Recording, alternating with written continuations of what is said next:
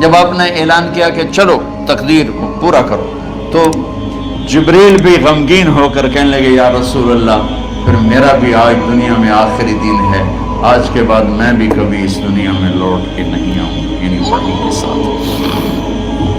آپ کی آنکھیں بند ہوئی، حضرت عائشہ رضی اللہ تعالیٰ عنہ کی چیخ نکلی تو ساری بیگمات دوڑی دوڑی آئیں، تو آپ کی منزل پوری ہو چکی تھی، آپ کو لٹایا گیا اور چادر ڈال دی گئی۔ ابو بکر رضی اللہ تعالیٰ عنہ اپنی دوسری بیگم کے پاس گئے تھے عوالی، 3-4 میل، پتہ چلا تو وہاں سے گھوڑے پر وہ دوڑتے ہوئے آئے اور آ کر آپ کے ماتھے سے، چہرے سے کپڑا ہٹایا اور آپ کے ماتھے پر بوسہ لیا تو آپ کے آنسو ماتھے پر گرے، کوا و نبیا و خلیلا و صفیہ، ہائے میرا نبی، ہائے میرا دوست، ہائے میرا خلیل، ہائے میرا جگر، کہ یا رسول اللہ آج کے بعد آپ کوئی دکھ نہیں دیکھی۔ 11 ہجری میں آپ حج کے لیے تشریف لے تھے اور یہ صورت آئی 11 تاریخ کو، 11 حج کے، ذوالحج، اذا جاء نصر اللہ والفتح۔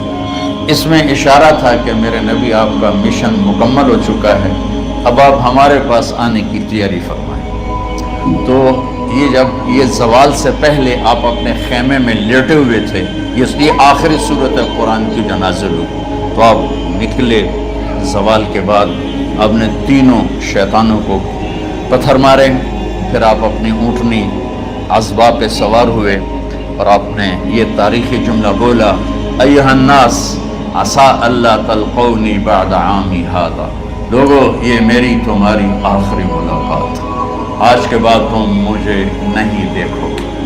واپسی پر آپ نے معاذ بن جبل کو مدینے سے یمن روانہ فرمایا، تو معاذ بن جبل سے ایسی محبت تھی کہ ان کو سی آف کرنے کے لیے 7 میل پیدل چلے، 7۔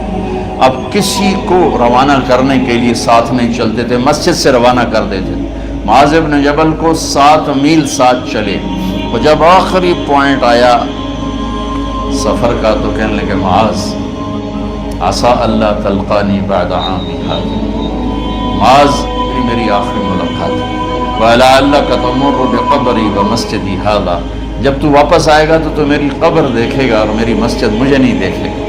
تو فَبَكَى مُعَاذٌ جَشْعًا لِفِرَاقِ رسول اللہ، تو معاذ بن جبل پھوٹ پھوٹ کے رونے لگے آپ کی جدائی کا تصور کر، تو آپ کی آنکھوں میں بھی آنسو آ گئے، تو آپ نے جلدی سے منہ یوں پھیر لیا، معاذ پیچھے ہو گئے اور آپ ادھر ہو گئے، اپنے آنسو چھپا لیے، وَفَقَالَ مُعَاذ ان اول الناس بی المتقون من کانوا وحیث کانوا، معاذ اس جدائی کا غم نہ کر، جو تقوی پر مرے گا وہ میرا سب سے قریب ہوگا، چاہے وہ پاکستان میں ہو چاہے افریقہ میں ہو، میرے سب سے قریب وہ ہوں گے جو تقوی والے ہوں گے، جو اللہ سے حیا کرنے والے ہوں گے۔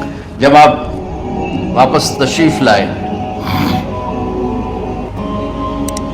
29 صفر، 29 محرم صفر، 29 صفر عصر کی نماز کے بعد ایک جنازہ تھا، اس جنازے کو پڑھانے کے بعد اس کو دفن کے لیے آپ جنت البقیع تشریف لے گئے،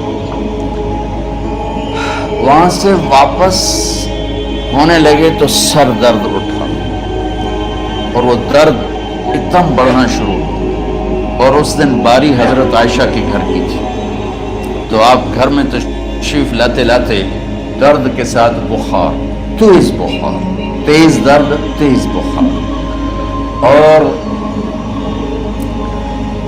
14 دن 12 ربیع 29 30 2 دن یہ اور 12 دن اگلے 14 دن آپ نے بیماری دیکھی، مسلسل سر درد اور مسلسل بخار، اور روزانہ آپ جب گھر بدلتے اس وقت 9 بیویاں زندہ تھیں، تو آپ پوچھتے کل کس کی باری ہے، کل کس کی باری ہے، جی میمونہ کی ہے، اگلا دن کل کس کی باری، یہ حفصہ کی، کل کس کی باری ہے، ام سلمہ کی ہے۔ تو بیگمات نے اس سے سمجھا کہ اللہ کے نبی یہ چاہتے ہیں کہ میں بیماری کے دن عائشہ کے پاس گزاروں، ورنہ آپ کو تو خود پتہ ہے کل کس کی باری ہے، پرسوں کس کی باری ہے، ترسوں کس کی باری ہے۔ تو حضرت میمونہ کے گھر میں آپ تشریف فرما تھے، تو ساری باقی 8-7 بیگمات جمع ہوئیں اور انہوں نے آ کے عرض کی یا رسول اللہ جب تک آپ بیمار ہیں آپ عائشہ کے پاس آرام فرمائیں، اور جب اللہ آپ کو شفا دے دے تو پھر ہماری ترتیب کو آپ دوبارہ شروع فرما دیں۔ تو آپ نے سب کا شکریہ ادا کیا۔ عدل کی مثال کا اسلام جب دوسری شادی کی اجازت دیتا ہے تو عدل کی شرط لگاتا ہے اِلَّمْ تَعْدِلُوا، اگر عدل نہیں کر سکتے پھر ایک ہی ہے عدل۔ اور آپ نے فرمایا جس نے دوسری شادی کی اور عدل نہ کیا کتنی مرضی عبادت کر کے آیا تو قیامت کے دن آدھا حصہ اس کا فالج زدہ ہوگا، ایک سائیڈ اس کی فالج زدہ ہوگی، کتنے ہی مراقبے کر کے کتنی ہی نمازیں پڑھ کے آیا ہو، انصاف نہیں کیا تو پورا آدھا حصہ فالج کی پکڑ میں ہوگا۔ جب سب بیگمات نے یہ کہہ دیا کہ آپ وہاں گزاریں تو آپ نے شکریہ ادا کیا، علی اور عباس کو بلایا، ان کے کندھوں پہ آپ نے یوں ہاتھ رکھے اور آپ کے پاؤں یوں زمین پہ لگ رہے، آپ پورا پاؤں نہیں لگا پا رہے تھے کمزوری سے، یہ پوزیشن تھی اس طرح۔ اور یہ پیر کا دن تھا، آپ حضرت عائشہ کے گھر میں داخل ہوئے اور اگلے پیر کو حضرت عائشہ کے گھر میں آپ اپنے اللہ کے پاس چلے گئے۔ آخری ہفتہ آپ نے حضرت عائشہ کے گھر میں گزارا۔ صحابہ ملاقات کے لیے حاضر ہوئے تو آپ ان کو دیکھ کے رونے لگے اور فرمایا کہ میں تمہیں اللہ کے سپرد کرتا ہوں، اللہ تمہاری حفاظت کرے، اللہ تمہارا ساتھی ہو، آواکم اللہ، حفظکم اللہ، نصرکم اللہ، بہت دعائیں دی۔ تو عبداللہ بن مسعود رضی اللہ تعالیٰ عنہ نے پوچھا یا رسول اللہ لگتا ہے جیسے جانے کا وقت ہے، تو آپ کو غسل کون دے گا؟ آپ نے فرمایا میرے اہل بیت۔ آپ کو کفن کون دے گا؟ کہا میرے اہل بیت۔ آپ کا جنازہ کون پڑھے گا؟ تو آپ رونے لگے۔ تو آپ نے فرمایا جب تم مجھے غسل دے دو تو سب نکل جانا، سب سے پہلے میرے 2 وزیر جبریل و میکائیل آئیں گے اور وہ میرے اوپر درود و سلام پڑھیں گے۔ ہمارے نبی کا جنازہ ایسے نہیں ہوا اللہ اکبر اور پیچھے صفیں، آپ کی چارپائی کے پاس آ کر صحابہ کھڑے ہو جاتے، وہ میں ابھی بتاتا ہوں۔ تو آپ نے فرمایا سب سے پہلے جبریل و میکائیل آ کر میرے اوپر درود و سلام پڑھیں گے، پھر اس کے بعد 7 آسمان کے فرشتے باری باری آئیں گے۔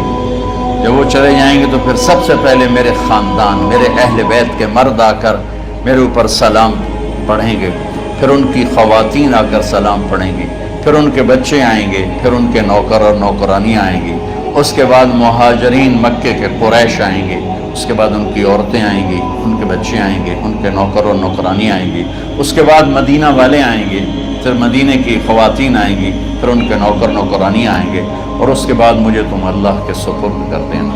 اور پھر آپ نے ایک عجب بات فرمائی جو کسی نبی نے نہیں فرمائی، فرمایا کہ میرے بعد میری آنے والی امت کو میرا سلام کہتے ہیں، اور انہیں کہنا کہ ان کے بعد جو آئیں ان کو بھی میرا سلام کہتے ہیں۔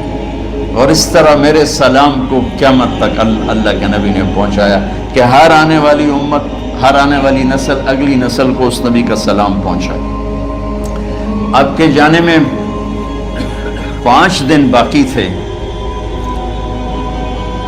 تو آپ نے فرمایا مجھے 7 کنوؤں کے پانی سے غسل کرواؤ۔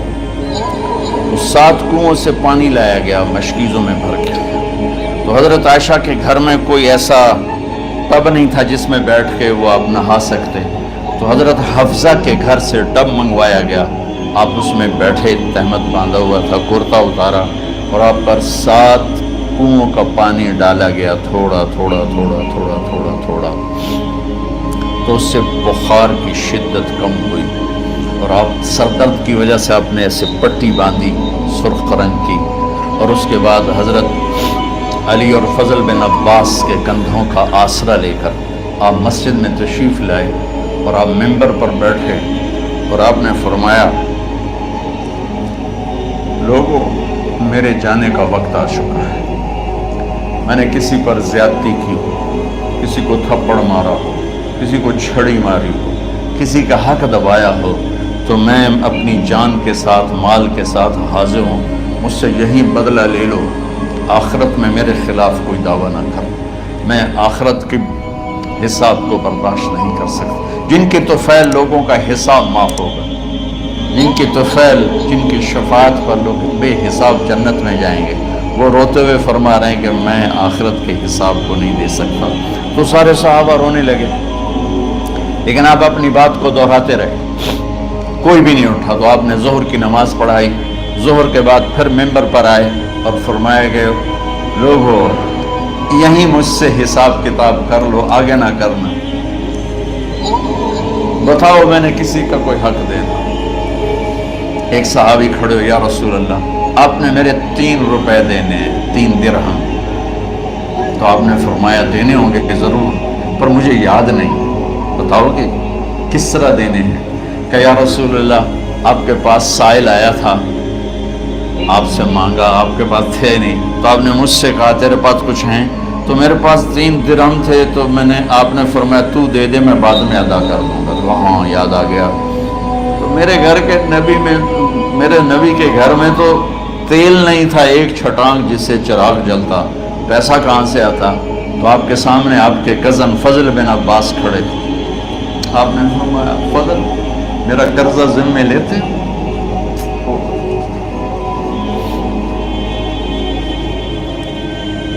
جن کے لیے کائنات سجائی گئی، جنت کی چابیاں جن کو پکڑائی گئی، جاتے ہوئے 3 روپے دینے کی ہمت نہیں تھی.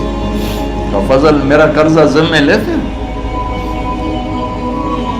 کہ جی یا رسول میں اپنے ذمے لیتا ہوں. کیسے لے لینا؟ آپ گھر تشریف لے گئے، نماز کے لیے آتے تھے، پڑھاتے تھے. جمعرات کو عشاء کی نماز پڑھانے کے لیے اٹھ نہیں سکے، گر گئے.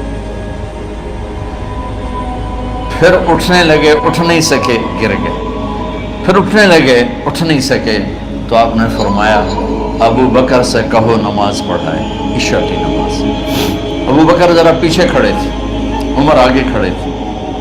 تو لوگوں نے کہا نماز ہی پڑھاؤنی، کوئی پڑھا دے. تو انہوں نے حضرت عمر کو آگے کیا. انہوں نے کہا اللہ اکبر. جب حضرت عمر کی تکبیر سنی تو آپ نے اندر سے زور سے فرمایا عمر کو پیچھے کرو، ابو بکر کو آگے کرو. میرے رب کا فرمان ہے میرے مصلی پر ابو بکر کے سوا اور کوئی کھڑا نہیں ہو سکتا. جمعرات کی عشاء، جمعہ ہفتہ اتوار کی 15 نمازیں اور پیر کی فجر کی 16 اور جمعرات والی 17 نمازیں ابو بکر نے پڑھائیں میرے نبی کی موجودگی میں. ہفتے کے دن ظہر یا عصر میں آپ علی اور فضل بن عباس کے کندھوں پر ہاتھ رکھ کے مسجد میں داخل ہوئے اور ابو بکر نماز پڑھا رہے تھے. ادھر محسوس ہوا کہ اللہ کے نبی آ رہے ہیں، تو ابو بکر نے یوں پیچھے ہٹنا شروع کیا تاکہ مصلی سے ہٹ جائیں. تو آپ نے ایسے ہاتھ کا اشارہ فرمایا کہ کھڑے رہو، ہٹو نہیں، کھڑے رہو. تو وہ پھر آگے مصلی پر آ گئے. تو آپ تشریف لائے اور الٹے ہاتھ ابو بکر کے ساتھ بیٹھ کر آپ نے ظہر یا عصر کی 4 رکعت نماز ابو بکر کی امامت میں ادا فرمائی. یہ آپ کی آخری نماز تھی مسجد کے اندر امت کے ساتھ اور تشریف لے. جمعہ کا دن تھا، جبریل آئے، یا رسول اللہ مجھے اللہ نے بھیجا ہے کہ جاؤ میرے محبوب کا حال پوچھ کے آؤ. تو اب درد اور بخار دونوں چیزیں تھیں، سر کا درد بھی ہیوی ویٹ تھا اور بخار بھی، تپش. تو آپ نے کہا جبریل تکلیف ہے، تکلیف میں. ہفتے کا دن پھر جبریل آئے، یا رسول اللہ مجھے اللہ نے بھیجا ہے کہ جاؤ میرے محبوب کا حال پوچھ کے آؤ. پھر آپ نے فرمایا تکلیف ہے. اتوار کو پھر جبریل آئے، یا رسول اللہ اللہ نے بھیجا ہے کہ جاؤ میرے محبوب کا حال پوچھ کے آؤ. 12 ربیع الاول آ گئے، 632 عیسوی اور 11 ہجری. آپ کی طبیعت میں بشاشت آئی. تو صحابہ نماز پڑھ رہے تھے، آپ نے دروازہ کھول کے سب کو یوں دیکھا. تو حضرت انس فرماتے ہیں ہم سب نماز میں تھے، لیکن جب دروازہ کھلنے کی آواز آئی اور اللہ کے نبی کا چہرہ، تو ہم سب نماز میں یوں ہو گئے. نماز کے اندر ہی سارے اللہ کے نبی کو دیکھنا شروع کر دی، بھول ہی گئے کہ نماز پڑھ رہے ہیں، ایسے گم ہو گئے آپ نے، تو آپ نے جلدی سے دروازہ بند فرما دیا۔ یہ آپ کی آخری زیارت تھی اپنی امت کے لیے۔